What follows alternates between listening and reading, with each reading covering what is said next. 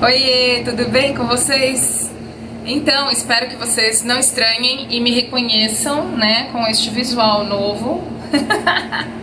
Tô colecionando peruca, gente. Peruca, lenço, ai que delícia. Cada dia com uma cara nova. Tá muito legal. Bom, essa é a nossa última TPC do ano.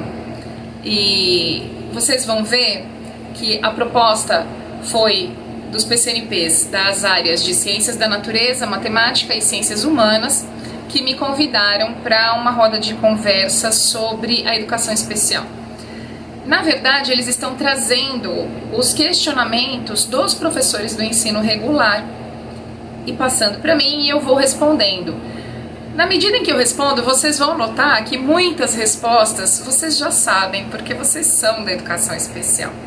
Mas eu quis dividir essa TPC com vocês, quis que vocês assistissem a mesma gravação, porque assim vocês vão ter uma ideia do que nós, PCNPs, tanto do ensino regular quanto eu da educação especial, temos feito para que a inclusão aconteça.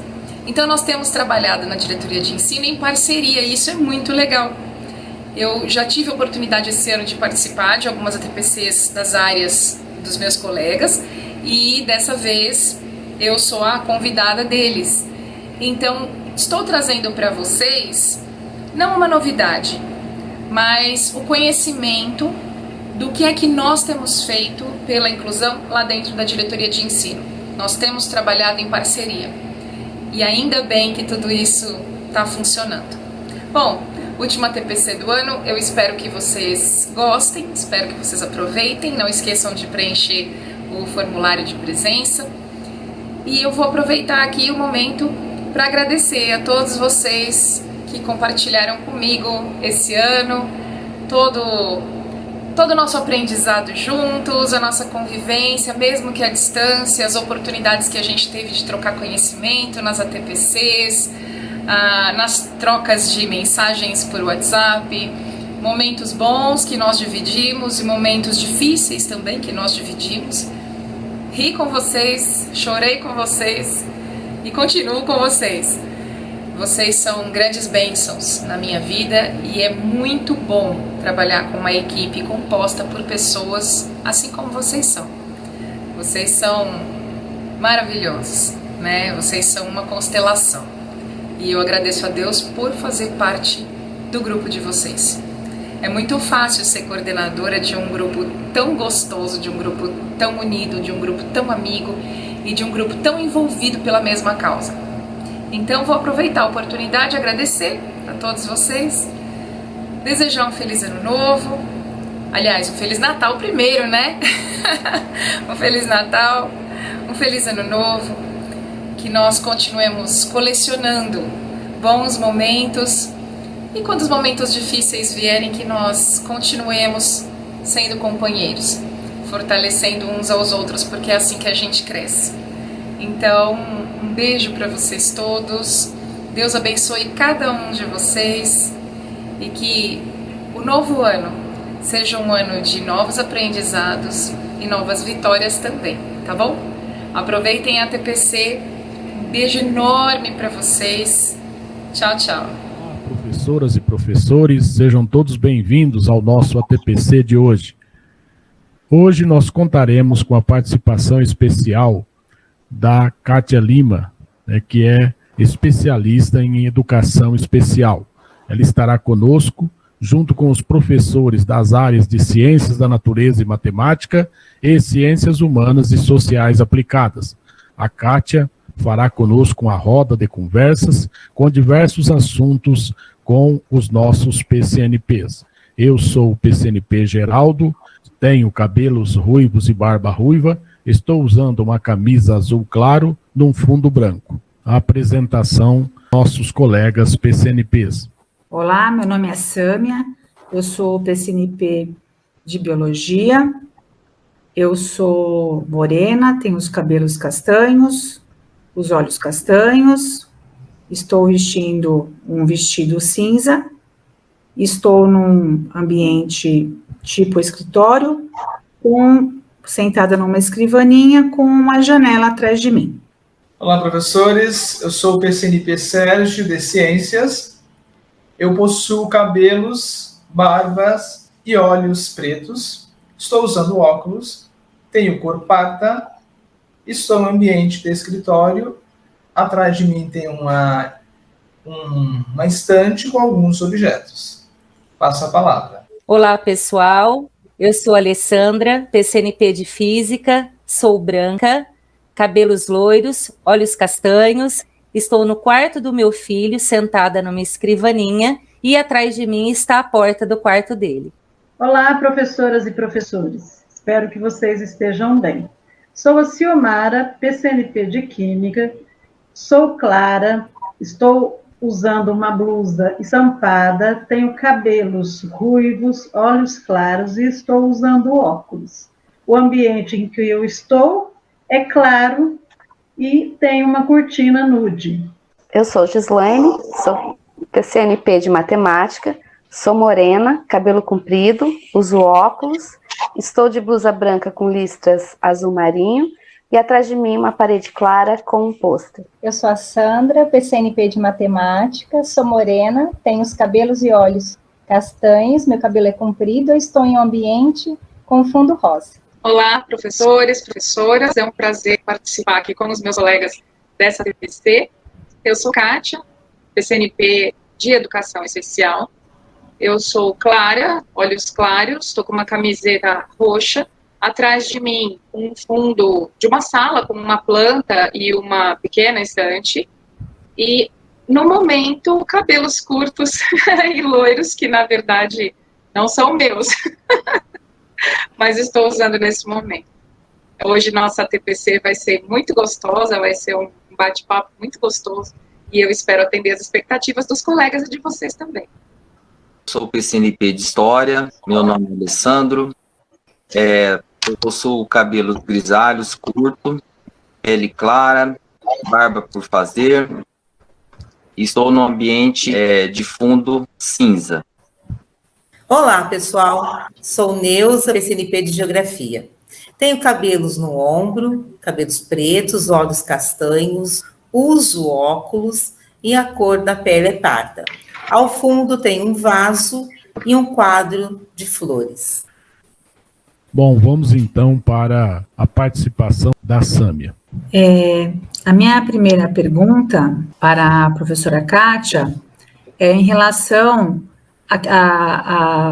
aos nomes que a gente dá educação especial e educação inclusiva, né? Hoje a gente fala muito de inclusão e se fala também educação especial. Eu gostaria de saber, eu acho que é uma dúvida de muita gente, se há uma diferença, o que é a educação inclusiva, né, e a especial, o que é a inclusão e o que é a educação especial, ou se são as mesmas coisas. Minha pergunta é essa. Obrigada. Não são as mesmas coisas. E as pessoas costumam tratar como sinônimo educação especial e educação inclusiva. E é importante esclarecer isso, porque é comum a gente escutar, eu tenho 2 alunos de inclusão, eu tenho 3 alunos de inclusão, se referindo a alunos da educação especial. Então, o que é a educação inclusiva? O próprio nome já diz, e particularmente acho até redundante quando se fala educação inclusiva, porque educação é para todo mundo. Então, a educação tem que atender a todas as pessoas e levando em consideração as características de cada uma delas. A educação inclusiva é educação para todos, envolvendo diferenças sociais, físicas, de gênero, religiosas, econômicas. Então, eu preciso atender todos, eu preciso oferecer a mesma educação para todos, tenham a mesma oportunidade. Agora, a educação especial, ela é um segmento da educação inclusiva. Imagina que a educação inclusiva é uma bola, um universo muito grande, e dentro desse universo eu tenho nichos, eu tenho públicos diferentes. Então, dentro da educação para todos, eu não posso, por exemplo, alfabetizar crianças e alfabetizar adultos da mesma forma. Todos têm que ser atendidos, crianças e adultos, mas são públicos diferentes, regidos por legislação diferentes, e que têm necessidades diferentes também. Então, eu vou alfabetizar a criança e o adulto de formas diferentes. E isso é inclusão, atendendo a nichos diferentes. A educação especial é um desses nichos. Então, dentro da educação para todos, eu tenho educação prisional, tenho educação fundamental, educação infantil, educação superior, educação domiciliar, educação hospitalar, educação profissionalizante e educação especial. Cada uma dessas modalidades atende a um grupo diferente. Então, como eu disse, né, no primeiro exemplo, as crianças têm um atendimento diferente dos adultos, são grupos diferentes com necessidades diferentes. A educação especial é um nicho dentro desse grande universo que atende um público muito específico. O público atendido pela educação especial é composto pelas pessoas com deficiências, todas elas. Então, física, auditiva, visual, intelectual, múltipla, surdo-cegueira. Também nesse grupo entram os autistas e os superdotados. Esse é o público atendido pela educação especial. Então, quando você fala assim, eu tenho 2 alunos de inclusão, não, você tem todos de inclusão. Você tem 30, 40 de inclusão. Todos nós precisamos ser incluídos.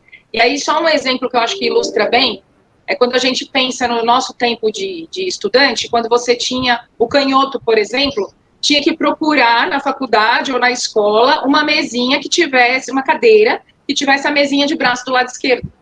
Porque era muito difícil achar. Pelo menos no tempo em que eu estudei, na minha escola, não se achava. Aí todo canhoto tinha que ficar procurando uma cadeira que atendesse à sua necessidade. Ele não estava sendo incluído.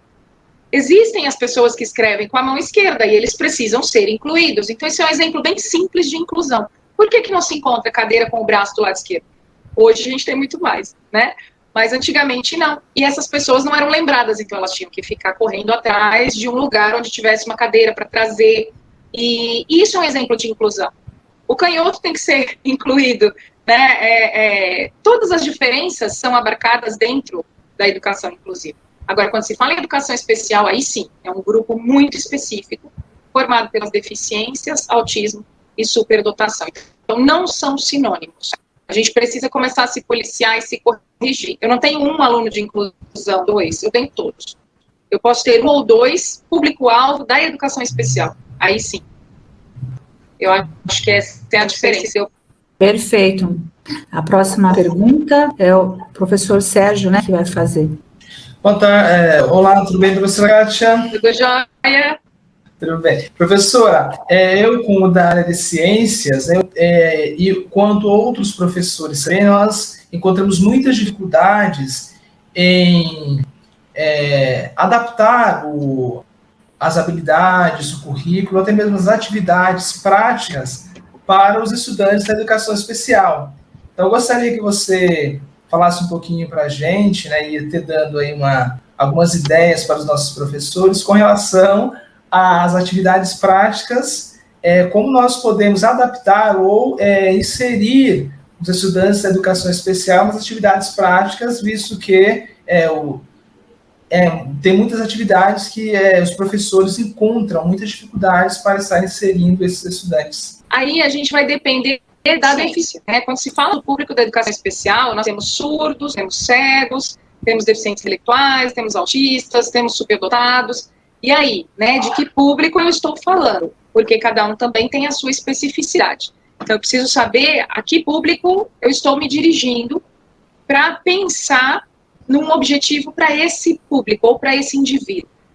A educação especial, o principal objetivo da educação especial é oferecer autonomia para a pessoa com deficiência.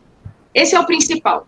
O máximo que a gente puder oferecer, porque ele tem uma vida autônoma, a gente precisa oferecer.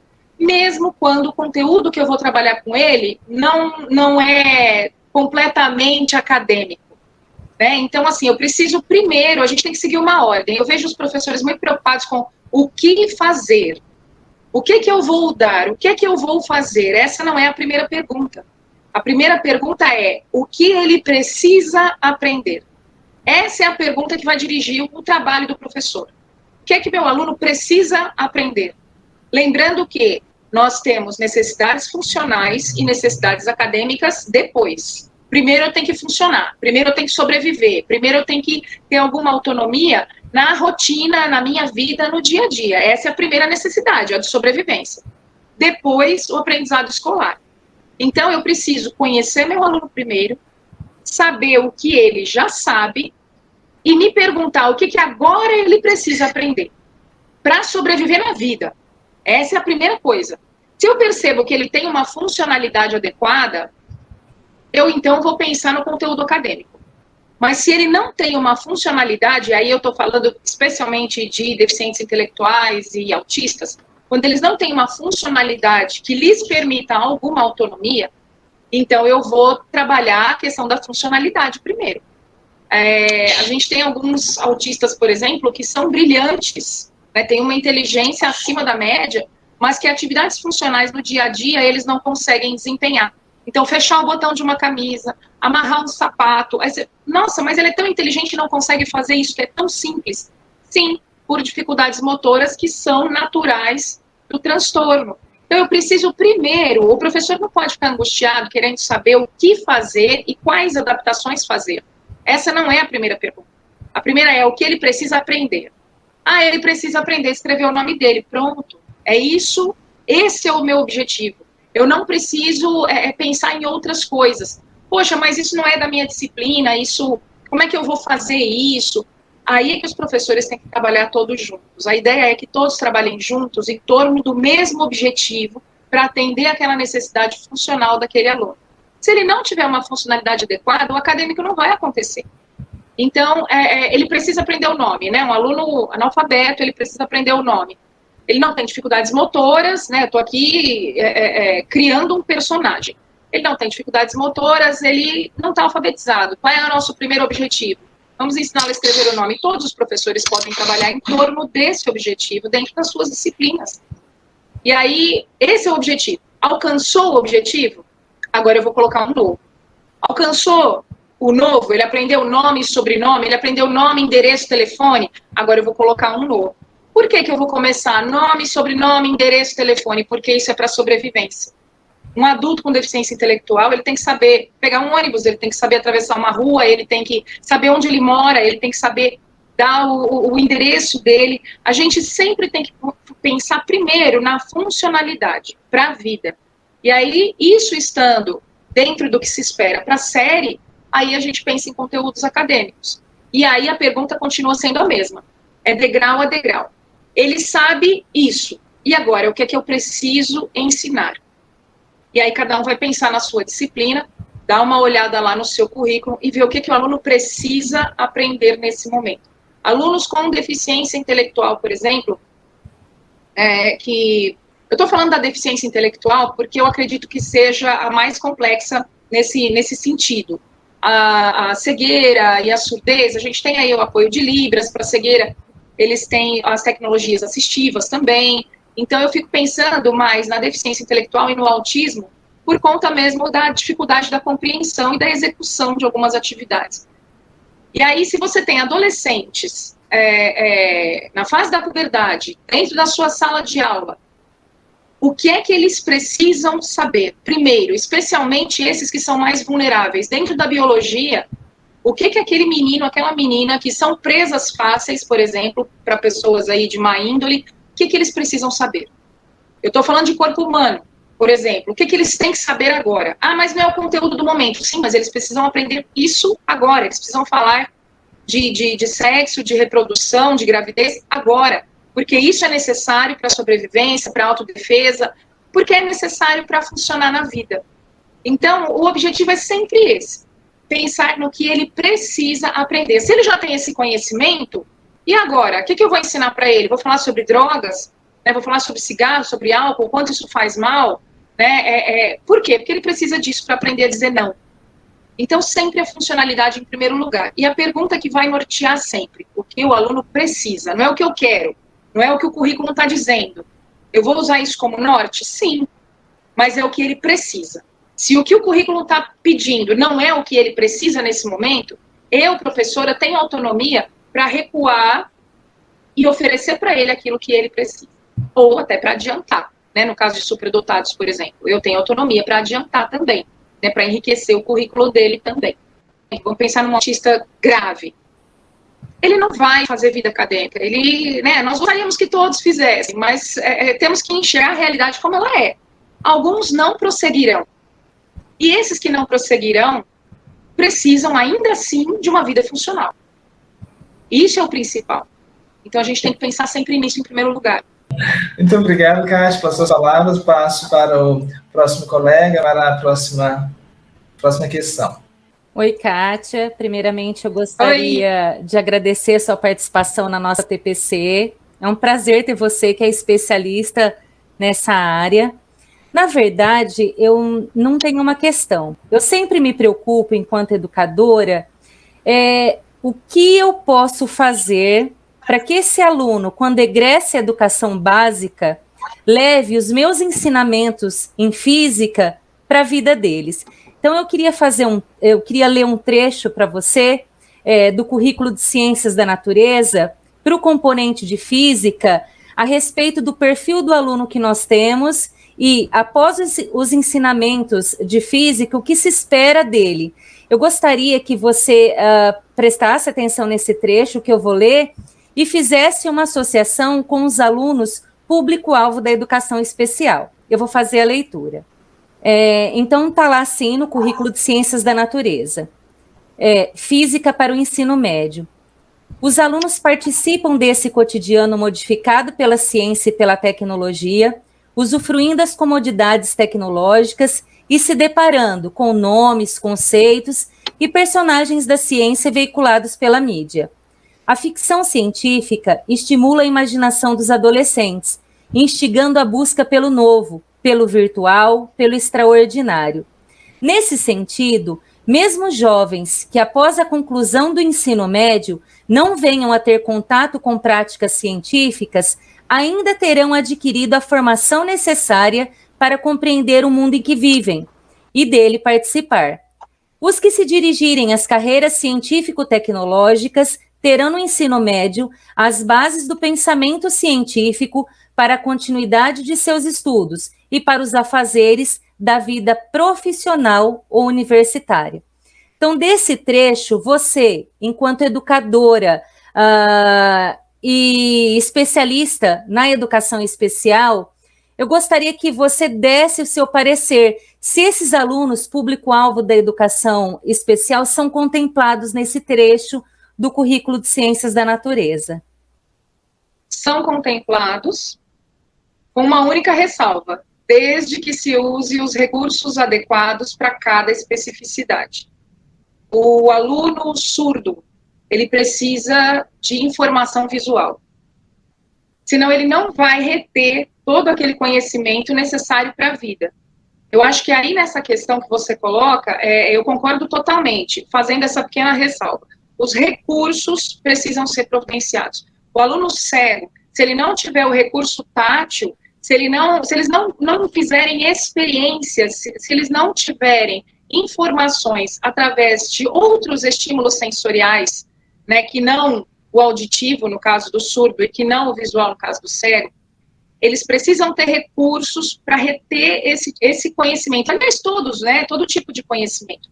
Quando você oferece o recurso adequado, sem dúvida, ele compreende, ele retém e ele leva para a vida.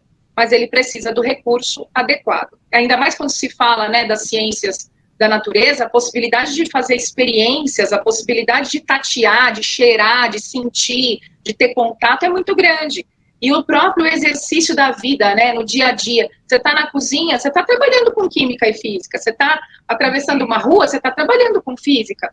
É importante que eles tenham os recursos adequados para cada especificidade. Pessoas com deficiência intelectual, com autismo, precisam do máximo possível de informações sensoriais, para que eles consigam formar.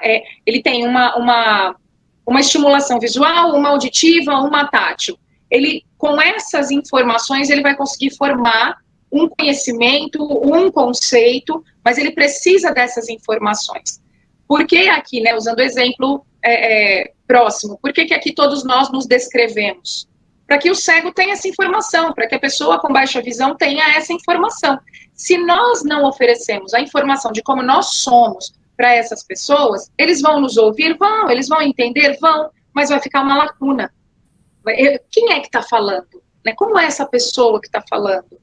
Então, a gente precisa oferecer o máximo de informação possível, o máximo de recursos possíveis. E aí, sem dúvida, eles levam para a vida todas as experiências que os professores oferecerem para eles. Né? A gente precisa dar estrada para eles caminharem. Ao caminho eles farão, e aonde eles chegarão, nós não sabemos, mas a estrada a gente precisa oferecer. Muito obrigada, Kátia. Eu passo a palavra agora para a colega Ciomara. Olá, Kátia, muito obrigada, viu, pela participação. Obrigada. Kátia, nós já sabemos que o processo de inclusão dos estudantes com deficiência, necessidades especiais, ainda é um desafio para todos os professores. E a adaptação curricular, ela constitui uma possibilidade para atender os estudantes com deficiência ou aqueles estudantes que têm alguma necessidade, dificuldade na aprendizagem, né? Diante de tudo isso, qual o olhar que o professor de Química precisa ter para pensar numa sequência de atividades que ele possa contribuir com a vida do estudante, né? Você já até citou alguns exemplos em algum momento que nós já conversamos, mas eu acredito que seja importante frisar mais uma vez. Sim. Tá? Acho que é complementando um pouco daquilo que nós já falamos anteriormente, né? Com o Sérgio, com a Alessandra. O professor, ele precisa incorporar um roteiro, um passo a passo. O professor é sempre muito preocupado e muito angustiado em procurar e oferecer atividades. Eu vejo professores angustiados. Eu tenho um aluno surdo na minha sala, que tipo de atividade que eu vou dar para ele? Eu tenho um aluno cego, que tipo de atividade? A gente começa do meio, quando se pensa, como se pensa, né? Esse não é o início do processo. Por isso o professor fica angustiado, porque ele fica perdido, ele não sabe bem o que fazer, acaba pegando atividades aqui e ali, oferecendo para o aluno, ele acaba não tendo clareza de um único objetivo para alcançar, e depois ele não sabe como continuar. Então, acho que para todas as situações, a gente precisa criar um roteiro. Esse roteiro segue alguns passos. Primeiro passo, conhecer o aluno. É a primeira coisa, o professor não pode ter pressa em oferecer coisas. Ele tem que oferecer para o aluno aquilo que ele está oferecendo para os outros e verificar como é que aquele aluno se comporta. E coletar informações, observar e coletar informações. Tanto dos documentos clínicos que esse aluno traz, documentos que estão no prontuário, informações da família, informações que a própria escola já deve ter a respeito desse aluno. O professor precisa conhecer, é a primeira coisa. Conhece o aluno ali mais ou menos, procura observar o que o aluno já sabe fazer, mesmo que esteja aquém daquilo que a série espera. O que esse aluno já sabe fazer? Ele não sabe ler, ele não sabe escrever, mas ele sabe desenhar e ele fala muito bem. Eu já tenho uma informação. E o que esse aluno não sabe? E o que ele precisa aprender? Então, são 3 perguntas. O que ele sabe, o que ele não sabe e o que ele precisa aprender agora. A partir disso, o que ele precisa aprender agora, eu tenho um objetivo. Ele precisa aprender a escrever, porque ele sabe desenhar, ele sabe falar, eu consigo uma interação com ele através de oralidade, mas ele precisa aprender a escrever. Então, esse é o meu objetivo. Agora, aprender a escrever é uma coisa gigante. Quando você fala em alfabetização, é um universo imenso, e a gente tem que quebrar esse universo em pedacinhos. Ele precisa aprender a ler e escrever? Tá, mas eu não vou conseguir fazer isso, eu sendo PEB 2, né, com tão pouco tempo na sala de aula, eu não vou conseguir fazer isso. Quebra em pedacinhos, pega um único objetivo. Ele vai escrever o nome, exemplo anterior, né, eu tinha dado. Ele vai escrever o nome. Esse é o meu objetivo, eu já tenho um objetivo. Agora, os professores vão procurar atividades referentes a esse objetivo. E todos podem fazer a mesma coisa, porque assim a gente ganha tempo. Se todos trabalharem em volta do mesmo objetivo, a gente ganha tempo e esse aluno vai aprender a escrever o nome mais rápido. E dentro de cada disciplina, claro que ele vai recebendo oralmente o conteúdo da série. Conseguiu? Atingiu o objetivo? Conseguiu escrever o nome? Ótimo. Vamos colocar um novo objetivo. E vamos avaliando se ele alcançou o objetivo que eu fixei ou não. Se ele alcançou, ótimo. Se ele não alcançou, eu preciso me replanejar. Eu preciso, talvez, recuar em algum passo anterior. Talvez ele não saiba letras. Como é que ele vai escrever o nome se ele não sabe letras? Talvez eu precise recuar lá nas letras, isoladamente, para então depois colocar para ele a escrita do próprio nome. Então, é uma avaliação, uma reavaliação constante, através de pequenos objetivos que são em sequência. um tem que vir após o outro. O nosso trabalho com a educação especial, com a educação de uma forma geral, mas na educação especial, tem que ser uma coisa lógica. Eu preciso saber onde eu quero chegar. Eu preciso saber o que ele precisa aprender para eu oferecer a estrada. Então, eu tenho que saber onde eu quero chegar. No momento em que eu sei onde eu quero chegar, eu não me perco no caminho. Eu não vou ficar batendo cabeça e angustiada procurando coisas para ele fazer. Eu já sei o que eu tenho que procurar. Eu vou procurar atividades referentes àquele objetivo e oferecer para o aluno e avaliar constantemente como é que está sendo a caminhada desse aluno, se ele alcançou ou não o objetivo, se eu posso avançar ou se eu tenho que recuar, se eu tenho que complementar. Então, essa eu acho que é a forma mais lógica e a forma em que o professor consegue ter domínio do que ele está fazendo, clareza do que ele está fazendo, e isso frustra muito menos, porque o professor sabe o caminho que ele está trilhando, ele não fica com aquela sensação de que está nadando e morrendo na praia sempre, porque essa é uma sensação frequente dos professores. Poxa, eu faço, mas eu não sei o que fazer, ele não consegue. Se a gente se preocupar um passinho de cada vez, com cada etapa, a coisa fica sob nosso controle. E os resultados ficam mais claros. A gente não se sente tão perdido assim. Então, acho que a ordem é essa: conhecer o aluno, saber suas características, se informar a respeito dele, entender o que ele já sabe, o que ele não sabe, o que ele precisa aprender. Em cima do que ele precisa aprender, eu tenho um objetivo. Agora eu vou aplicar. Eu vou aplicar atividades e depois eu vou avaliar. Desculpa, nessa sequência, eu posso inserir os conceitos do meu componente curricular, né? Sim. Eu posso trabalhar, se eu tiver que trabalhar com alfabetização, por exemplo, de repente o aluno já é alfabetizado, assim, tem um pouco, né, da alfabetização, não concluiu o processo ainda, mas ele já lê algumas coisas, ele escreve algumas coisas. Eu posso trazer palavras da química para a realidade dele também, para que ele escreva, para que ele leia pequenos textos, e trabalhando sempre com a oralidade, porque é onde ele tem a expressão do conhecimento dele. A oralidade é muito importante. Você vai ter, por exemplo, alunos que não são deficientes, mas que têm dislexia. São inteligentes, mas têm dislexias, vão ter uma dificuldade eterna em leitura e escrita. E aí, eu vou ficar dando prova só escrita para esse aluno? Eu tenho que buscar a forma como ele expressa o conhecimento dele de uma forma que ele consiga realmente fazer isso. Ele sabe falar. Eu posso fazer provas orais, eu posso fazer questões, eu posso fazer uma apresentação, um seminário, alguma coisa em que ele se expresse oralmente e não necessariamente através da escrita, porque eu sei que ele tem um transtorno de leitura e escrita e cada vez que ele escrever eu vou estar enfatizando aquilo que ele não consegue fazer. E eu preciso valorizar o que ele consegue fazer. Até por uma questão de autoestima, para que ele se estimule e queira mais, e queira continuar. E ele se sinta acolhido e entenda que as pessoas ali em volta dele valorizam o conhecimento que ele tem, muito acima da dificuldade que ele tem. Né? Então, isso é muito importante, valorizar a potencialidade em primeiro lugar. A dificuldade, a deficiência, o transtorno, eles vão existir para sempre. Salvo casos aí que é possível fazer uma cirurgia, né, no caso da visão ou da audição, salvo alguns casos que é possível reverter. Mas a maioria deles é para sempre. Então, aquele quadro, aquela condição vai permanecer. Eu não posso enxergar o aluno como se ele fosse só aquilo. É muito comum escutar assim, eu vou trabalhar com o fulaninho, aquele lá, aquele DI lá. O meu autista, já ouvi isso várias vezes também, o meu autista. Não, meu aluninho cego. Essa pessoa tem nome. E isso não, essa característica que ela tem, não pode resumir essa pessoa, ela é muito mais do que isso. A deficiência é uma característica que, junto com outras, compõe esse ser humano. Ela é uma característica que faz parte desse ser humano, ela não é o todo. Então, eu preciso enxergar esse aluno como um todo. Ele tem dificuldades, sim, podem ser graves, sim, mas ele também tem potencialidades. Mesmo que nós julguemos pequenas potencialidades, ele tem potencialidades. E a gente precisa olhar com esses olhos e valorizar isso. Porque, senão, além de não conseguirmos trabalhar com a questão pedagógica, nós também criamos uma frustração para a gente e especialmente para ele.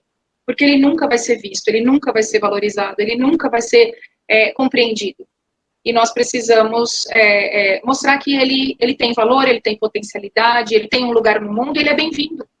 Então, tudo isso faz parte do trabalho da escola também, né? O acolhimento de uma forma integral, né? Para o ser humano de uma forma integral. Não resumir o ser humano à sua deficiência, eu acho que é o principal para se começar um bom trabalho. É enxergá-lo como um ser humano. Ah, eu tenho uma característica qualquer, né? Ciomara é ruiva, né? Então, aquela ruiva, ela não é a ruiva, ela é Ciomara. É uma característica dela. Né? Então, acho que isso precisa ser observado com mais cuidado. O aluno qualquer um gosta que lembre do nome dele, né? Que se refira a ele individualmente, né? Eu acho muito triste quando falam, o meu autista, o meu cego, aquele aluno surdo da minha sala. E assim, ainda quando se ouve esses termos, ok, o problema a maior ainda é quando se ouvem apelidos, termos pejorativos e fazendo referência a determinado aluno. Nós precisamos nos educar, todos nós. Né? Se nós não nos educarmos, nós não conseguiremos educar a ninguém. Nós somos agentes de mudança. Né? Nós precisamos trazer possibilidade de mudança real, né? Nas vidas dos nossos alunos de uma forma geral. Muito obrigada, Kátia. Obrigada. Passo a palavra agora para a Sandra, de matemática. Olá, é um prazer estar aqui te escutando, Kátia, aprendendo com você, né? A gente percebe que, independente do componente, todos os professores estão muito preocupados com isso. Não só a inclusão, como você falou, né? Não só dos alunos da educação especial, mas a inclusão de um todo. Passo a palavra para a Gi. Olá, Kátia, tudo bem? Tudo jóia, meninas? Então, tá bom. Praticamente, acho que a gente já discutiu, né, as angústias dos professores, e eu, em particular, quando sabia que eu poderia ter alunos com alguma necessidade de educação especial, eu ficava pensando assim, né, como é que eu vou fazer para eles participarem da minha aula de matemática, né? Só que aí eu penso, mas eu tenho que pensar nisso para todo mundo, né? Porque fazer participar da aula de matemática é bastante complicadinho. Mas eu acho que você acabou aí respondendo, né? Se eu tiver atividade funcional, se eu tiver o recurso correto, essa participação ela vai acontecer de fato, né? O que a gente precisa, eu acho que uma dica preciosa é quando a gente se planeja bem, né, o professor precisa se organizar. Quando ele se planeja bem, e ele sabe que lá na sala dele, um aluno é diferente do outro, independente de ser da educação especial, o aluno é da escola, o aluno também é da educação regular, então, sem colocar diferenças entre os alunos, cada um tem a sua particularidade. Todos são diferentes e todos são desafiadores. O aluno que é superdotado também é um desafio, porque você precisa enriquecer, você precisa suprir a necessidade dele mais do que os outros estão solicitando naquele momento. Então, quando você entende que a sua sala é heterogênea e que, sem essa separação de aluno público-alvo da educação especial, aluno público-alvo do ensino regular, sem essa separação, todos eles têm potencialidades e dificuldades. Então, no momento em que eu tenho um público grande, que depende de mim, se eu me preparar com o máximo de recursos possível, com o máximo de estímulos sensoriais possível, eu consigo atender uma grande quantidade de uma única vez. Porque todo mundo tem dificuldade. E a adaptação curricular, ela não é só para a criança que tem deficiência, para o aluno que tem deficiência. Ela é para todo mundo, né, que tem alguma dificuldade. Então, se eu estou explicando determinado assunto e o aluno não está entendendo, eu vou lá e explico de um outro jeito, uso uma outra técnica, eu já estou adaptando. Exato. O professor já faz isso, é que ele não tem consciência de que ele faz. Isso eu falo sempre, o mais difícil o professor já faz. No meio daquele caos, às vezes, que está a sala de aula e o professor ali, ele está circulando, ele está atendendo um aqui, outro ali, explicando diferente. Isso é adaptação curricular e o professor já faz. A dificuldade é que ele não registra. E isso, quando ganha o registro, ganha forma, ele pode ser visualizado. Aí o professor fala, gente, eu fiz isso tudo e nem me dei conta de que fiz. Então, quando você prepara uma aula, uma aula multissensorial, né, que a gente fala, com vários estímulos, com vários recursos, você vai atender a maioria, pelo menos. Porque cada cérebro aprende de um jeito, cada cérebro processa de um jeito. Existem pessoas que retêm muito mais informações visuais, outras auditivas, outras são mais sinestésicas, elas precisam do movimento, elas precisam mexer, elas precisam pegar. E se eu trago recursos, claro, dentro do possível, se eu trago variados recursos para uma mesma aula, para um mesmo conteúdo, se eu trago a funcionalidade, se eu não fico só na teoria, se eu não fico só distante, mas se eu trago aquilo para o dia a dia, e os alunos podem ter experiências com esses estímulos, a chance de sucesso é muito maior, porque, às vezes, a dificuldade do aluno que tem deficiência é a mesma do aluno regular que tem uma tremenda dificuldade com matemática. E aqui, se a gente for pensar que as ciências exatas são aquelas que mais causam dificuldade, né, que a gente mais tem dificuldade, matemática, física, química, tudo aquilo que envolve o cálculo, o raciocínio lógico, geralmente são os grandes problemas, né, para os alunos. E quando você traz variados recursos e traz aquele conteúdo para a vida real, para a prática, para a rotina do dia a dia, a chance de você ter sucesso é muito maior. E você não vai ter um monte de trabalho. Então, para cada aluno eu vou ter que traçar um programa. Não. Você vai enriquecer a sua aula e vai oferecer. Aí você vai fazendo ajustes. Se eu percebo que tem um aluno lá da educação especial que ainda precisa de mais apoio, que ainda precisa de uma abordagem diferente, aí eu vou me ajustar com ele. Mas a minha maioria já conseguiu, já entendeu, já está dominando aquele conhecimento. Né? Então, exige planejamento do professor, organização e criatividade para poder recorrer aos recursos que possam proporcionar experiências reais para esses alunos. Tudo aquilo que a gente consegue experimentar é o que fica retido na memória, é o que a gente consegue trazer para a aplicação do dia a dia. Então, podendo experimentar, viver aquelas situações, aí sim você consegue alcançar, eu acho que com menos preocupação, né, os seus objetivos.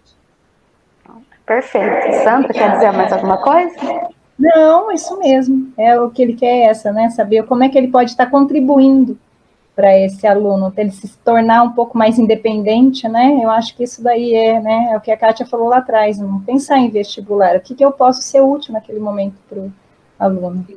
Sim. Então, se a gente pensar na funcionalidade com os recursos certos, acho que a gente avança aí um bom trecho dessa caminhada, né? Muito. Nós temos experiência com professores que têm feito, eu tenho observado alguns que têm feito excelentes trabalhos, assim, na horta, colocando o aluno com a mão na massa ali, o aluno autista, que tem dificuldade sensorial, tem uma dificuldade tátil, tem uma hipersensibilidade, ele está manipulando a terra, ele está sentindo o cheiro das ervas que eles estão plantando, ele está vivendo experiências que permitem com que ele crie sinapses, com que ele una todas essas sinapses e com que ele retenha um conhecimento que é importante para a vida e com que ele diminua um comportamento disruptivo, que é a dificuldade com determinadas texturas. Então, ele está sendo exposto a variadas texturas e ele está agora ganhando coragem para experimentar essas texturas. E isso é muito importante, isso é um avanço. Aí você fala, nossa, mas aquele ali, ele está fazendo isso, mas ele não fala, ele não lê, ele não escreve, mas ele evoluiu. A evolução, seja ela qual for, precisa ser valorizada. Talvez ele nunca consiga ler. A gente precisa pensar com os pés na realidade. Ele pode um dia conseguir? Pode. A gente tem que tentar fazer isso, a gente tem que oferecer, tem que dar oportunidade, sim. Mas a gente não sabe até onde ele vai. Alguns talvez nunca consigam. Mas se ele nunca conseguir esse conhecimento que nós julgamos que é o principal da vida, mesmo que ele não consiga, ele sabe sobreviver com alguma independência, com alguma autonomia, porque ele foi exposto a isso. A gente precisa desmistificar também. Nós, enquanto professores, né, nós imaginamos para os nossos alunos, para os nossos filhos, que todo mundo trilhe uma vida acadêmica, né, que todo mundo passe no vestibular e faça mestrado e doutorado e seja um grande intelectual. Isso não vai acontecer. Né, nem com os alunos regulares. Isso não vai acontecer. Aqueles que fizerem essa escolha, aqueles que caminharem para essa direção, ok. Mas aqueles que não caminharem para essa direção, precisam ter o seu lugar valorizado na sociedade também. Nós precisamos de todo tipo de pessoas, de todo tipo de profissional, e eles têm que ter lugar, né, como cidadãos, como profissionais, como pessoas dentro dessa sociedade, e isso precisa ser valorizado. Então, tem uma experiência muito, muito bonita, que até hoje eu me emociono quando lembro dela. Numa das nossas escolas mesmo, hoje ela já não é mais coordenadora, mas se ela estiver por aí, ela vai lembrar quem é. Né? Numa das nossas escolas, a coordenadora estava tentando trabalhar com um aluno, com alguns professores, com um aluno com um comprometimento intelectual grande. E ela falou, olha, eu quero que você desenhe alguma coisa com a letra A. Trabalhou a letra A com ele de várias formas. Desenhe alguma coisa com a letra A. E ele desenhou. Quando ela me mostrou o desenho, ela falou, Kátia, o que você acha que é isso? Eu falei, um pé. O desenho era um pé. E ela falou, eu também achei que fosse um pé. Se a coordenadora estiver por aí, né, tô lembrando de você. Ela falou, eu também achei que fosse um pé. Quando eu vi esse pé, ela falou, eu desanimei. Falei, gente, fiquei tanto tempo ensinando A para esse menino. Por que ele desenhou um pé? Aí ela falou para ele, você desenhou um pé? E ele falou, não. E ele tinha uma dificuldade de fono, né? Ele não pronunciava muito bem, não articulava muito bem. Ele falou, não, é uma árvore. E aí, assim, né? Para ela foi lindo, para mim foi lindo. Ele entendeu. Lá estava o A. Era uma árvore, o A tá ali, ele entendeu. Gente, isso pra gente pode ser tão pequeno, mas para quem está lidando com aquilo o dia todo e para o aluno, gente, isso é um passo imenso, imenso, porque ele era muito comprometido, ele tinha muitas dificuldades. Então a gente precisa aprender a valorizar aquilo que nós achamos que é pequeno, porque não tem pequeno, tudo é grande. Né? Toda caminhada é grande. E quando eles entendem que eles conseguiram, a emoção é imensa para eles, para nós, né, que estamos ali naquela luta. Todos os professores têm alguma experiência emocionante assim para contar, e isso tem que fazer parte da nossa vida. A gente precisa ficar satisfeito com essas vitórias que nós julgamos pequenas. Porque se a gente não souber valorizar essas vitórias, a gente vai ficar o tempo todo se frustrando. Mas eu tento e não consigo, eu tento e não consigo. Conseguiu! O menino desenhou uma árvore. Conseguiu. Então a gente precisa desmistificar algumas coisas para que o aluno evolua e para que a gente não sofra. Fantástico, muito obrigada. Sandra, tem mais alguma coisa? Não, é só agradecer, isso mesmo. Só agradecer mesmo, muito bom, eu adorei. Imagina, gente, eu que agradeço a oportunidade de falar com vocês, a gente fica lá junto, né, na diretoria de ensino. Nós, matemáticos, também temos muitas especificidades, né? Sim. Então a gente entende um pouco. A gente fica junto. Olha meio assim, né? A gente fica junto lá na DE, conversando sobre tantas coisas, e agora trazer essas nossas conversas para os professores é uma delícia. Né? Então, obrigada a vocês pela oportunidade e por me darem esse espaço aqui. Porque eu sei que eu já tenho espaço com vocês lá, mas desfrutar desse espaço aqui agora com vocês está sendo precioso. Muito bom. E acho que com isso, então, eu passo a palavra. Olá, professora Kátia. Seja bem-vinda à nossa TPC. Obrigada. São duas questões práticas e simples. A primeira, qual a evolução dentro da educação você consegue contextualizar para nós em ganhos? E a segunda questão é mais simples. Explicar o que é mudo e o que é ser surdo. Então vamos começar ao contrário, vou começar da mais simples. Ok. Nós erramos muito quando falamos, fulano é surdo-mudo. Foi excelente você ter perguntado isso. Fulano é mudo. Não é. A pessoa que é surda, e acho que quase que 100% dos casos, ela não fala porque ela não ouve. Né? Nós aprendemos, quando somos pequenos, nós aprendemos a falar porque ouvimos as pessoas falando com a gente. Aí tem a mãe, né? Chama a mamãe, aí a criança começa a falar. Né? Fala água, a criança começa a falar. O surdo não ouve e por isso ele não consegue aprender a falar. Aí tem todo um trabalho de fono para se fazer, mas na maioria das vezes ele não é mudo, ele é surdo. Ele não aprendeu a falar porque ele não ouve. Tanto não é mudo que ele vocaliza, ele emite sons. Às vezes sons desconexos, ele tenta, muitos que fazem fono, tentam fazer a articulação das palavras e acabam fazendo num volume muito alto, mas porque eles não ouvem. Mudo é muito raro. O mudo existe, mas ele é muito raro. É aquele que realmente tem algum problema, né, no aparelho fonador aí, mas isso é muito raro.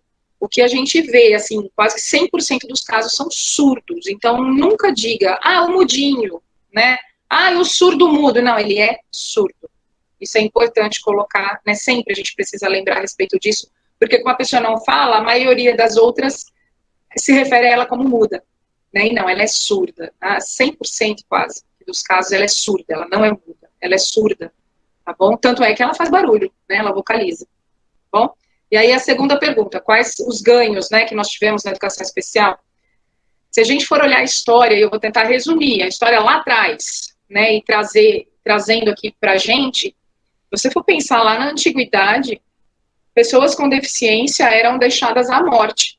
Estou falando na Idade Antiga, né, eram deixadas à morte porque elas comprometiam a vida social daquele grupo, daquela comunidade. Seria uma pessoa não produtiva.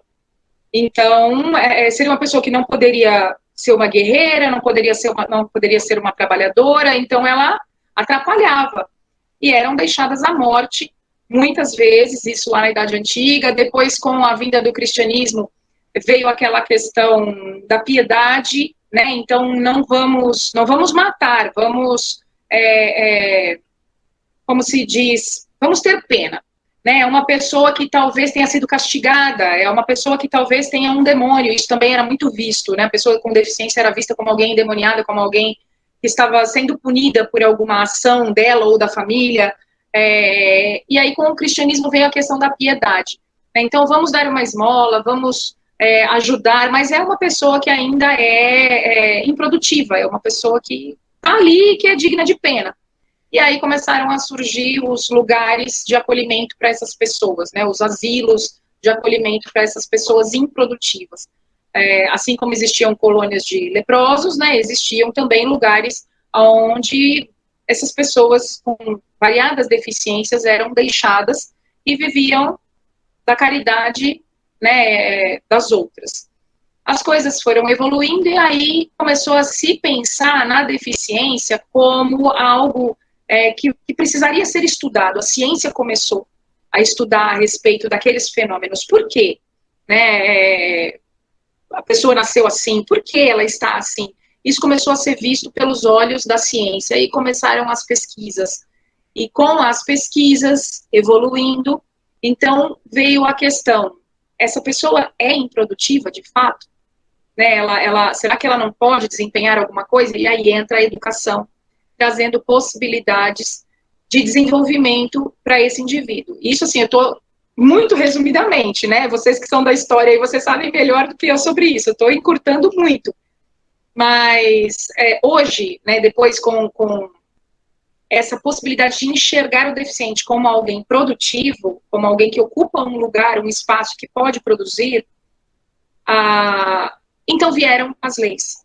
Né, algumas muito bem feitas, bem escritas, outras que ainda precisam de muito aprimoramento, mas é inegável que houve evolução, porque até pouco tempo atrás, essas crianças, né, esses indivíduos viviam da caridade dos outros mesmo, e quando se observou que eles tinham potencial, e aí falando do Brasil, né, Dom Pedro II, eu sou muito fã de Dom Pedro II, porque ele era um visionário, na minha opinião. Foi ele que começou com a educação especial no Brasil.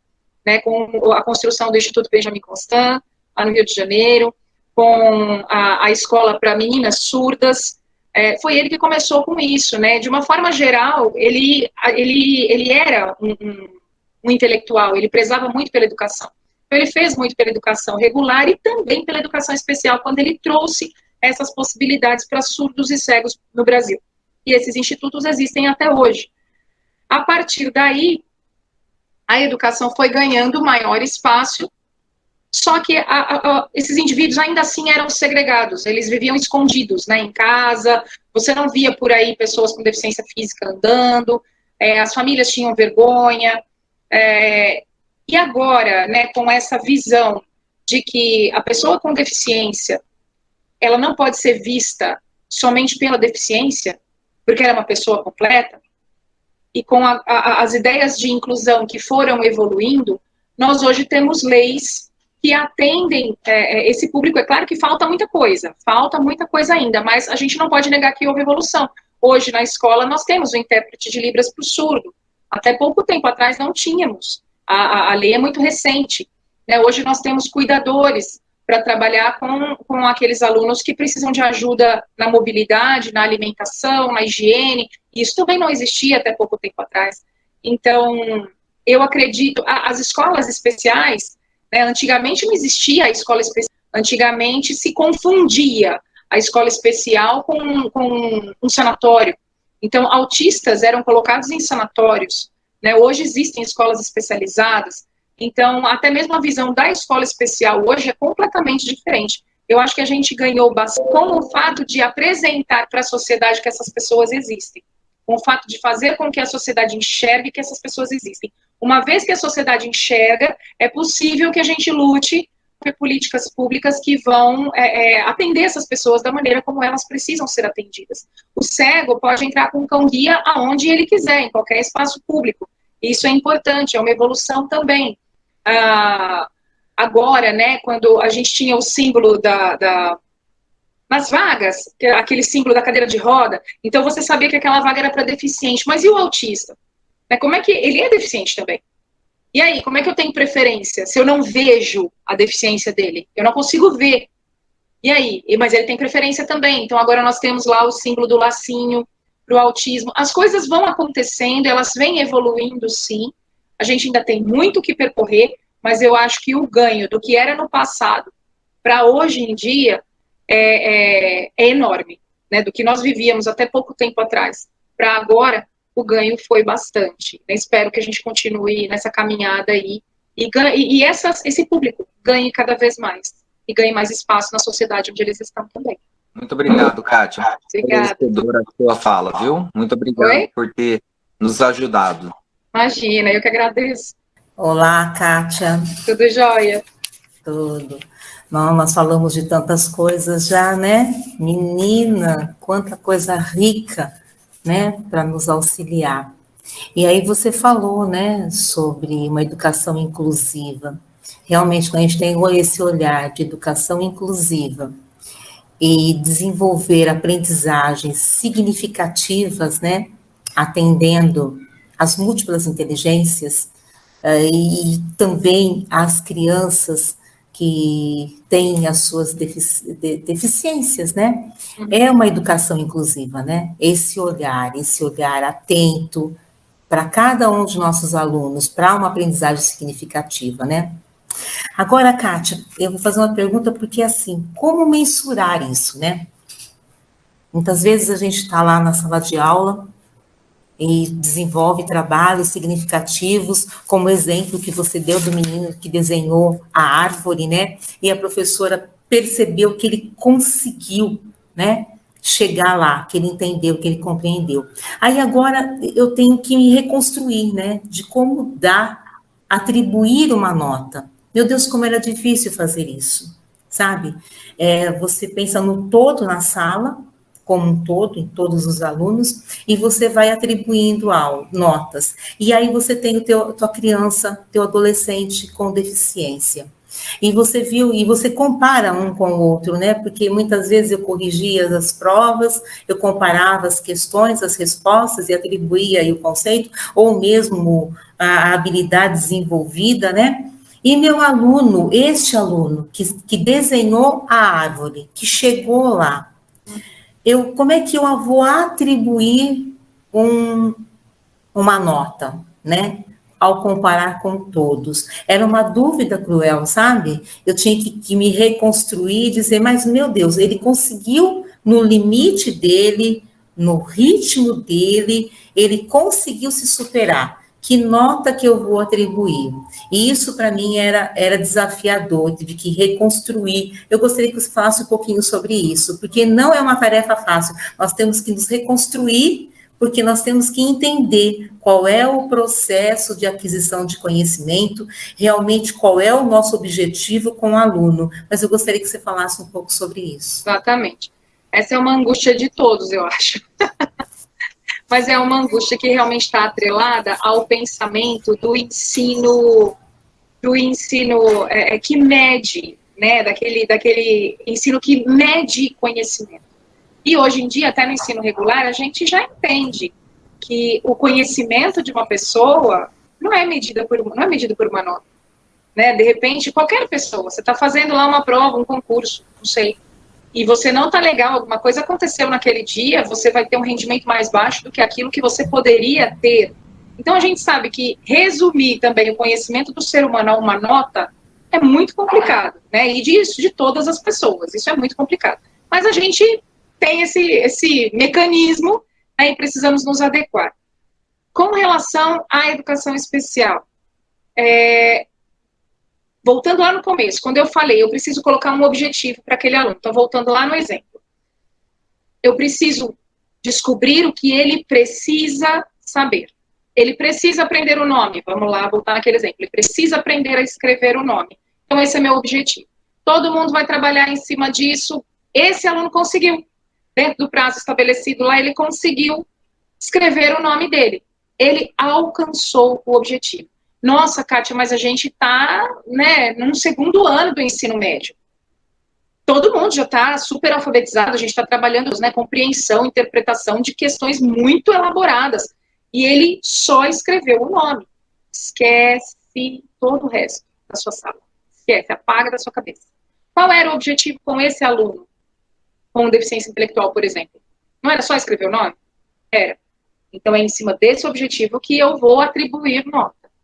O meu objetivo com a minha turma, eu não sei os currículos, gente, eu não tenho a menor noção do que se faz em cada série. Então, eu vou dar um chute aqui, assim, eu posso estar totalmente errada.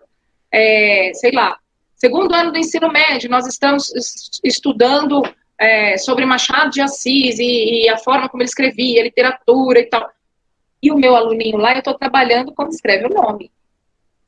Então, eu tenho um objetivo para a minha sala, de uma forma geral, e tenho um objetivo diferente para o meu aluno.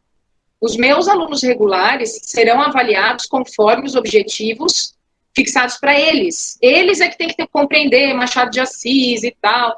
Isso é para eles. Para o meu aluninho com deficiência intelectual, escreva o nome. Só. Então, separa na sua cabeça tudo isso. Ele conseguiu escrever o nome? Conseguiu. Alcançou o objetivo? Alcançou. Que nota eu vou dar para ele? Aquilo que ele merece ter por ter alcançado o objetivo. 8, 9, 10? Sim, 11, 12 mil. Porque ele alcançou. Ai, Kátia, olha, a gente tentou, ele não conseguiu de jeito nenhum, tentamos de variadas maneiras e não foi possível. Ele conseguiu escrever uma parte. Que nota eu vou dar? O parcial, né, o médio, 5. Não, ele não conseguiu de jeito nenhum. Posso dar uma nota baixa? Posso. Exatamente da mesma forma, só que com objetivos diferentes. O que é importante? Eu me respaldar, eu ter documentos, eu ter registros, preencher o anexo 3, para que eu tenha provas de que eu ofereci, eu fiz, eu dei todo o suporte e ainda assim ele não conseguiu. Então não adianta fazer um trabalho sem registro. O registro, ele organiza o trabalho pedagógico e também garante e assegura o trabalho do professor. Precisa ter lá o preenchimento do anexo 3, precisa ter a comprovação de que isso foi oferecido, mesmo que ele não tenha conseguido. A parte que cabe ao professor, que parte da escola foi feita, não foi oferecido. Ok, que nota ele vai ter? É o mesmo pensamento, tanto para aluno regular quanto para aluno da educação especial, só que com objetivos diferentes. Nossa, Kátia, mas então, no final do ano, o histórico dele vai estar cheio de 8, 9, 10? Então, quando ele acabar o terceiro ano, ele pode ir para a faculdade? Vai estar cheio de 8, 9, 10, com uma pequena observação lá de que este aluno foi atendido nos termos da resolução 68. Se ele foi atendido nos termos da resolução 68, entende-se que ele teve um currículo adaptado e que aquelas notas são referentes ao currículo adaptado. Ele não teve o currículo comum, ele não é um aluno regular, ele é um aluno que teve um currículo adaptado com notas referentes a este currículo adaptado. Outra coisa que eu acho que é importante esclarecer também, e eu falo isso sempre, gente, sempre. Vocês vão ouvir repetidas vezes, mas eu preciso falar. É muito comum ouvir aquela coisa que inventaram. Ah, o aluno é deficiente, dá 5 para ele. Vamos dar o 5 básico. Gente, eu tenho horror a isso. Tenho horror. Porque se coloca nesse lugar. Você está dando uma nota para a condição dele. Isso é um crime. Você tem que dar nota para a produção dele. E não para a condição. Ah, fulano é DI, vai com 5. Ué? Então eu estou medindo todo o conhecimento dele, a condição. Como é isso? Como é essa relação? Ninguém pode atribuir nota pela condição, porque então, se for assim, o loiro vai ter uma nota, o alto vai ter outra, o baixinho, o branco, o negro. Então, são condições, essas coisas são imutáveis. Eu não posso atribuir nota para uma característica da pessoa, eu tenho que atribuir nota para a produção daquela pessoa. É a mesma coisa quando o professor dá uma nota baixa porque o aluno faz bagunça na sala. Não é isso. Eu tenho que dar a nota referente à produção. Ele conseguiu, alcançou os objetivos? Tem nota. Conseguiu parcialmente? Tem outra nota. Não conseguiu? Tem outra nota. O aluno da educação especial pode ser reprovado? Pode. Ele precisa ser empurrado? Não. Ele pode ser reprovado desde que você tenha comprovação de tudo que você ofereceu para ele. Você tem que assegurar o seu trabalho. Então, eu ofereci tudo isso aqui, nem os objetivos que foram fixados para ele, mesmo que estivessem ao alcance dele, ainda assim ele não conseguiu. Tentei recuperação, recuei objetivos, eu tentei uma série de coisas e ainda assim ele não conseguiu. Pode reprovar? Pode, mas você tem que se respaldar. Você tem que ter o seu trabalho super organizado. Então, voltando lá na questão da condição, né? Imagina que você, é só a gente pensar na gente, imagina que você vai lá fazer um concurso da sua vida. E você está esperando por uma classificação para aquele cargo ali. Você sabe que você rachou de estudar, que você deu o seu melhor, depois você foi bater gabarito, você viu que você foi bem pra caramba, né? Então você merecia aquilo ali. De repente você vê a sua classificação super baixa. E aí você entra com recurso e vai questionar. Por que eu estou com essa classificação tão baixa? Ah, é porque você é baixinho. Gente. E aí o seu conhecimento fica onde? Jogado no lixo porque você é baixinho. Ou porque você é alto demais. Ou porque você tem o cabelo preto ou loiro. Ou... Mesma coisa com a pessoa com deficiência. Eu jogo o conhecimento que ela tem no lixo. E penso só na condição de deficiente. E dou uma nota 5 para ela porque ela é deficiente. Isso é crime, isso não se faz. Não pode. Então o meu trabalho tem que ser organizado desde o começo. Desde o início. Para que eu tenha um trabalho pedagogicamente bem feito, bem organizado, para que eu consiga enxergar os resultados e para que eu não cometa injustiça. Eu não cometa erros, e erros graves. Então, a gente precisa ficar super atento a isso. A forma de atribuir notas, então, Neuza, para alunos da educação especial, para alunos regulares, é a mesma. O que muda são os objetivos que eu quero alcançar. Em cima desses objetivos, eu vou mensurar se ele alcançou, se ele não alcançou, e atribuir a nota para ele. Lembrando, novamente, tudo com registro. Tudo. Registros detalhados de tudo aquilo que você está fazendo. Porque enquanto não acontece nenhum problema judicial, ok. Na hora que acontece, você precisa ter tudo organizado para você apresentar o seu trabalho e justificar o porquê de determinada atitude, né, o porquê de determinado procedimento. Obrigada, Kátia. E duas coisinhas, né?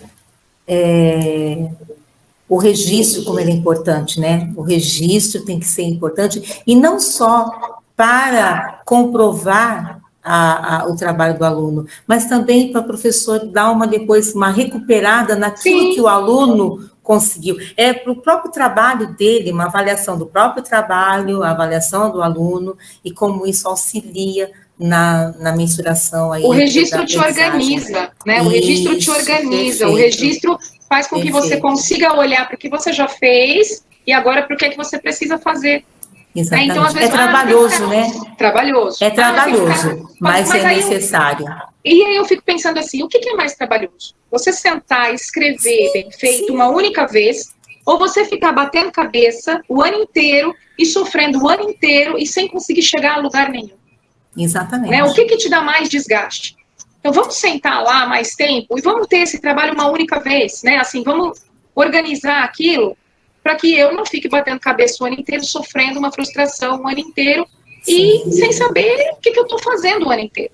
Né? O professor, ele precisa se organizar, precisa se planejar, se organizar, não só por questões judiciais, se houver, mas também para organizar o trabalho pedagógico. Sim, tá certo. Obrigada, Kátia. Obrigada, Neuza. Bom, professora Kátia, já então finalizando aí o nosso ciclo de perguntas, né? Nós percebemos a sua dedicação no entendimento da legislação e aí da aplicabilidade da mesma. né? Então, você tem aí um grande conhecimento nessa área, né? Na educação especial. É próprio da filosofia perquirir na legislação o bem comum, né? Isso é uma das características da filosofia.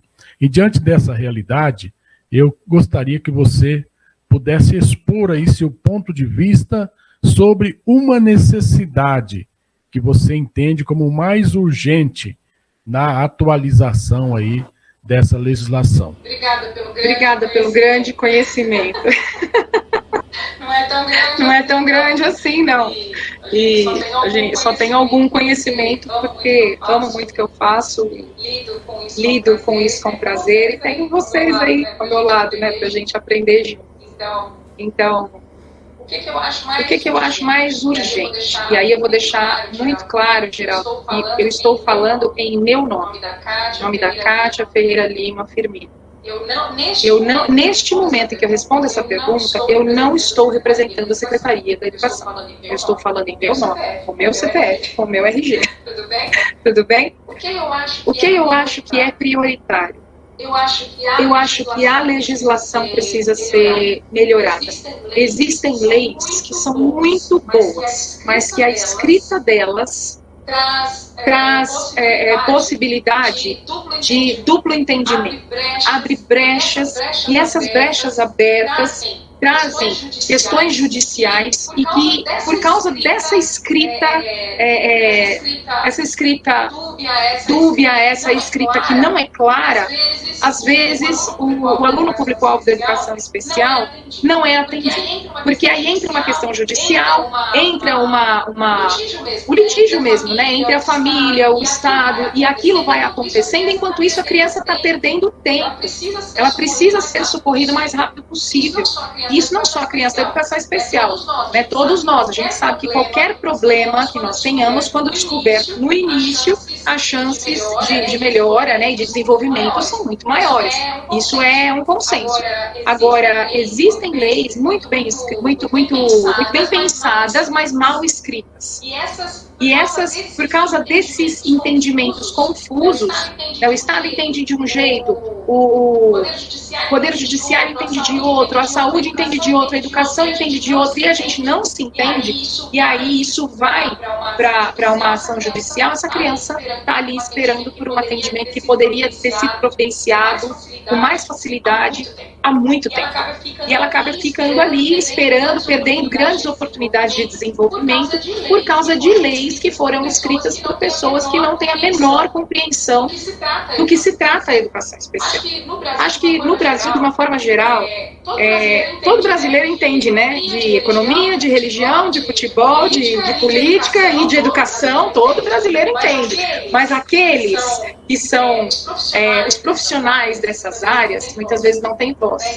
Né? Então, assim, médicos, por exemplo, né, que falavam aí a respeito do Covid e tal, quantas vezes nós ouvimos médicos serem refutados pelo Poder Judiciário, por economistas, por toda sorte de brasileiros, e as palavras daqueles médicos, né, dos profissionais da área, muitas vezes eram desvalorizadas. Eu acho que isso acontece com todas as áreas de uma forma geral. No Brasil, todo mundo entende de educação, mas os professores não são ouvidos. Nós, profissionais da área da educação especial, não somos ouvidos. E aí, alguém muito bem intencionado senta ali e escreve uma lei baseado em discurso. E isso eu volto a falar. Eu estou falando em nome da Kátia. Eu não estou representando a Secretaria da Educação. Mas eu acredito que os profissionais da educação especial concordem comigo. Porque isso lá na ponta, na hora de atender o aluno, dificulta muito. E aí você tem leis escritas e baseadas em discursos. E eu não são baseadas nem em teorias científicas, não são. São baseadas em discursos, em opiniões, em alguém que pensa que alguma coisa deve ser muito bom, aí vai lá, conversa com alguém lá do poder público, lá do legislativo, eles escrevem aquilo, e na prática aquilo não funciona. Às vezes até atrapalha. Então nós temos uma série de dificuldades com políticas públicas, por textos mal escritos, por textos sem fundamento científico algum, né, feitos com base em discursos de pessoas que muitas vezes não tiveram nem experiência com a educação especial. E nós, professores da educação especial, professores regulares, nós somos ouvidos. Eu acho que seria, nós alcançaríamos uma evolução muito grande nesse país quando o legislativo ouvisse profissionais de cada área para as quais eles escrevem as leis. Então, vamos falar de saúde? Consulta os médicos. Vamos falar de educação? Consulte professores. Isso precisaria acontecer, porque assim nós teríamos leis objetivas e não esbarraríamos em tanta burocracia e em questões que impedem o ser humano de se desenvolver. Então, acredito, como falei antes para o Alessandro, que houve evolução, sim, a gente não pode negar que houve. Por outro lado, existem muitas coisas, especialmente voltadas às políticas públicas e à escrita de leis, que não têm fundamento e precisam ser revistas urgentemente para a gente conseguir atender melhor esse público. Nós não estamos atendendo esse público como eles merecem ser atendidos ainda e como eles precisam ser atendidos ainda. Em todos os países desenvolvidos, educação e saúde caminham juntas para o desenvolvimento de determinado aluno com determinada deficiência. Aqui no Brasil, não. Aqui a gente tem a saúde fala uma coisa, a educação fala outra, quando na verdade a gente precisaria caminhar junto, porque essa pessoa precisa dos dois apoios. E nós aqui não conseguimos isso ainda. E são coisas que lá no final, lá na ponta, quando chega no indivíduo, causam um prejuízo muito grande para a vida dele. O ser humano precisaria ser visto como um todo. E todas as questões públicas, as políticas públicas, precisariam contemplar essas pessoas como seres humanos completos. E não como uma característica aqui, outra característica ali. Não, precisava enxergar isso de uma forma completa, de uma forma prática, bem fundamentada, com base científica, para que a gente conseguisse resultados. Essa é a minha opinião, Você perguntou a minha opinião, então essa é a minha opinião, e a gente continua nessa luta aí para tentar fazer o máximo possível para essas crianças, Não só eu e os professores de educação especial, mas eu sei que vocês também, professores regulares, fazem o máximo que podem, lutam o máximo que podem, e muitas vezes se frustram exatamente pelos mesmos motivos pelos quais nós, da educação especial, nos frustramos. Faltam políticas públicas bem feitas, faltam leis bem escritas, bem fundamentadas, e que proporcionem, de fato, o desenvolvimento desses alunos. Um desenvolvimento real, e não um desenvolvimento para preencher números estatísticos. Um desenvolvimento real. Vamos esperar aí, que esses nossos legisladores, sejam mais sensíveis a essa realidade, e possam caminhar no sentido da construção dessa demanda, de uma melhor redação, de uma melhor condição, para que esses que necessitam da educação especial possam ter esse amparo legal de forma mais direta, de forma mais simples e objetiva, como você bem frisou aí, Então, a sua participação é sempre, uma participação especial, Você é uma pessoa de um conhecimento muito grande, que sempre acrescenta, sim, a Secretaria da Educação, volto a dizer e reitero, acrescenta sim a Secretaria da Educação, e nós agradecemos por esse momento, por ter estado conosco nesse último ATPC do ano, dando aí os seus préstimos, emprestando um pouco da sua sabedoria, nos trazendo aí um pouco desse conhecimento sobre o que realmente é educação especial nesse país. Nós agradecemos a sua presença, Foi um grande prazer tê-la conosco nesse momento, e vamos aí continuar juntos no nosso trabalho, Nós esperamos continuar contando com o seu trabalho aí na nossa diretoria de ensino. Muito obrigado pela participação no ATPC de hoje, em nome de todos os nossos colegas aqui presentes. Eu é que agradeço muito, amo participar com vocês de ATPC, porque a gente tem que caminhar junto mesmo, Educação especial está dentro da educação regular, então quando eu tenho a oportunidade de trabalhar junto com vocês na formação dos professores, eu fico muito feliz, é um prazer enorme estar com vocês na formação dos nossos professores e trocar conhecimento, Eu gostaria muito realmente de ser tudo isso que o Geraldo falou. Mas nós estamos trocando conhecimento e isso é muito gostoso. Então, obrigada por me convidarem, obrigada por terem a paciência de me escutarem até agora. E o que vocês precisarem, eu estou à disposição de vocês, colegas PCNPs, dos professores. Foi muito, muito gostoso estar aqui hoje com vocês.